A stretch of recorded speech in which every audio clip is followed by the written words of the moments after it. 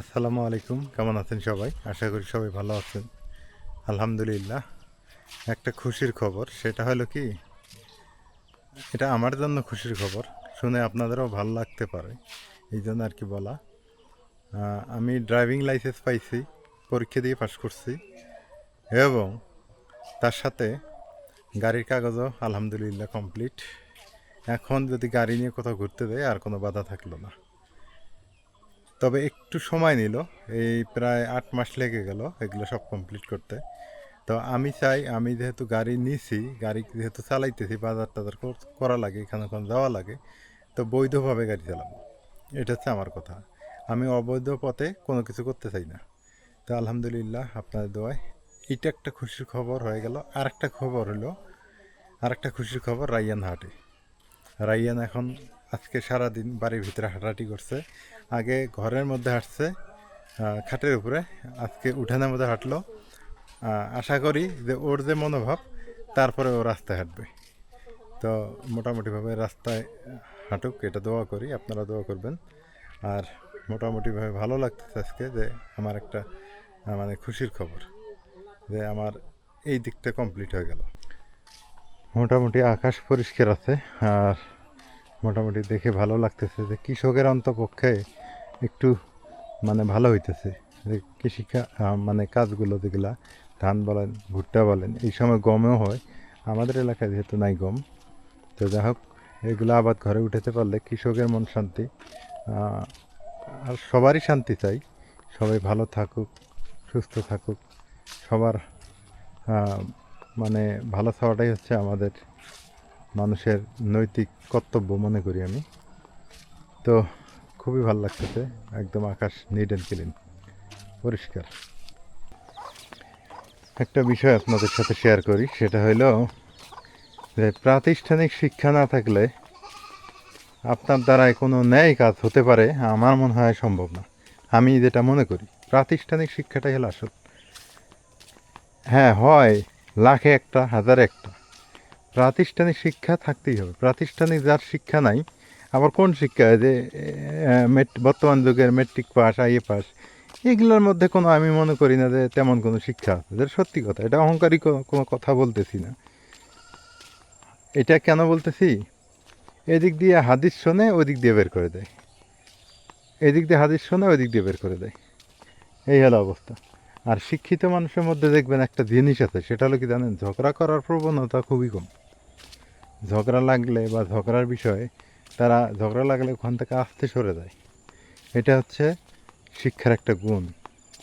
আমি আমার এলাকায় তো দেখছি, বাইরের এলাকায়ও দেখছি। তো এই কথাটা কেন বললাম, আপনারা সবাই জানেন আমার পারিবারিক বিষয়, বা আজকে আমার আবার এলাকাতে আর একটা ঘটনা শুনলাম। হ্যাঁ, বউ হলো অশিক্ষিত, হাজব্যান্ড হলো শিক্ষিত। এখন ওয়াইফের বাবা মাও অশিক্ষিত। হ্যাঁ, মানে মেয়ের বাবা মাও অশিক্ষিত, বরঞ্চ মেয়ে অশিক্ষিত থাকার কারণে এমন কথাগুলো কথা বলতেছে। হ্যাঁ, ছেলেকে বলতেছে যে তোমার বাবা বসে খায়, তোমার বাবাকে কেন খাওয়াবা বসে? তখন ছেলে বলছে, আমার বাবা যখন আমাকে বসে খাওয়াইছে, তখন তখন আপনারা কইছিলেন। দেখছেন, কঠিন জবাবটা দিছে না? কিন্তু তারপরে এদের লজ্জা শরম কিচ্ছু হবে না, কারণ এরা তো জানেই না লজ্জা কী আবার শরম কী। কী কথাটা বলে দিছে। তো শিক্ষিত মানুষের জন্য গ্রাম না, আমি মনে করি গ্রাম হলো, আমি বলি গ্রাম শিক্ষিত মানুষের জন্য না, গ্রাম অবশ্যই এরা যারা গেও আছে তাদের জন্য।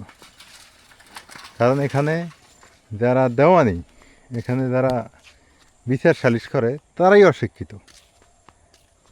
আর যারা এখানে শিক্ষিত মানুষ আছে, তাদের বিচার সালিশে কেউ শুনবে না, কেউ মানবে না। আমি যদি বলি যে খড়ের গাদাটা এখান থেকে সরান, এটা রাস্তার মধ্যে পড়ে গেছে, আমার এই এলাকায় থাকা যাবে না, মানে আমাকে এই এলাকায় রাখবে না, যেভাবে আমাকে এখান থেকে সরাই দিবে।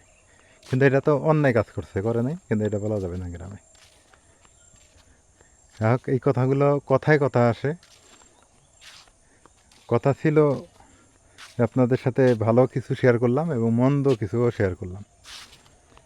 যাই হোক, আমাদের বাংলাদেশের প্রেক্ষাপটে বৈধভাবে গাড়ি অনেকেই চালায় না, এটাও একটা সুনাগরিকের পরিচয় না। বৈধভাবে গাড়ি চালা এটা নিজের জন্য ভালো, দেশের জন্য ভালো, এবং নিজের হেলমেট ছাড়া গাড়ি চালায় অনেকেই। আমিও হেলমেট ছাড়া কোনোদিন গাড়ি চালার চেষ্টা করি না। হ্যাঁ, বাড়ির আশেপাশে চালানো যায়, কিন্তু মেন রোডে উঠলে তখন অবশ্যই হেলমেট ইউজ করি আমি, আর হেলমেট ইউজ করার চেষ্টাও করি। তো এই দেশের আইন কয়জনে মানে? আইন মানতে হবে, আইন মানলে দেশ ভালো হবে, এলাকা ভালো হবে, এলাকার পরিবেশ ভালো হবে। যারা আইন মানে না, আবার দেখবেন মূর্খ মানুষের মধ্যে, বা যারা মূর্খ বলা যাবে না, মানে যারা পড়াশোনা করে অনেকেই দেখবেন তর্কে লিপ্ত হয়ে যায়, তর্ক বিতর্ক করে বেশি, এখান থেকে ঝগড়া সৃষ্টি হয়। এই হলো অবস্থা। তো অনেক কথাই বললাম, যাই হোক ওইদিকে আর যাই না। এখন কথা হলো, আমার কথাগুলো অনেকেই খারাপ চোখে নেবেন। যারা মূর্খ তারা মূর্খের মতোই কমেন্ট করবেন, আমি জানি। আর যারা শিক্ষিত তারা গোছানো সুন্দর করে কমেন্ট করে দেবেন, আমি জানি এটা। তো কে খারাপ কমেন্ট করলো ওইদিকে আমার দেখার সময় নেই। যেটা ভালো সেটা ভালোই বলবো, যেটা খারাপ সেটা খারাপই বলবো। ওকে ওকে, নামায় দাও। হ্যাঁ, এই বাবা, বাবা তুমি নামো না কেন? নামো, তুমি তো হাঁটতে পারো। অসুস্থ তো, শক্তি নেই, শক্তি কমে গেছে, বাবাটার শক্তি কমে গেছে। খাওয়া দাওয়া বন্ধ হয়ে গেছে, খাওয়া দাওয়া করে না ঠিক মতো। কিছু খায় না। এই একটু সুস্থ হলেই দৌড়াদৌড়ি শুরু হয়ে যাবো। হ্যাঁ, একটু সুস্থ হয়েছিল দুপুরবেলা, এখন একটু অসুস্থ। এখন আবার একটু অসুস্থ। নাজমিন, আহ, গ্রামের যে মানুষগুলো আছে, হ্যাঁ, এরা তুমি দেখো তো কেউ কাউকে মানে না, মানে এই জন্য কথা বলা বন্ধ করে দিছি, যে সত্যি কথা কথা বলি না। যেখানে সেখানে সব কথা বলা যাবে না, কারণ দাম দেয় না, কারো কথা কেউ দাম দেয় না। মূল্যায়ন করেন। এখানে যদি আপনি একেবারে একটা ম্যাজিস্ট্রেট যদি এসে খারাপ হয়, ম্যাজিস্ট্রেটের কত দাম নেই, না না না, তবে দাম দিব, আবার জরিমানা করলে দাম দিব। যদি কয়ে 10,000 টাকা ফাইন, হ্যাঁ, ভালো কথা কেউ দাম দিব না। যদি খারাপ কামে যাও তাহলে ওইটাই সবাই ইয়ে দিব, সাপোর্ট দিব। সাপোর্ট। গ্রামে মানুষ কেন যে ভালো হয় না আমি কিছুই বুঝি না।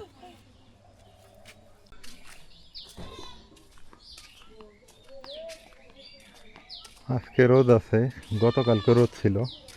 অনেকে ধান ঘরে উঠেছে মোটামুটিভাবে, সবাই ভালোভাবেই কাটামারি কাজ করতেছে। যাক, সবাই ভালো থাকিয়েন, সুস্থ থাকিয়েন। আজকে এ পর্যন্তই। আর আমার কথাগুলো খারাপ লাগলে কি বলবো, মানুষের ভুল হয়, ভুল হতেই পারে কথার মধ্যে, কেউ কিছু মনে করবেন না। আর যদি ভালো লেগে থাকে কথাগুলো অবশ্যই কমেন্ট করে জানাবেন।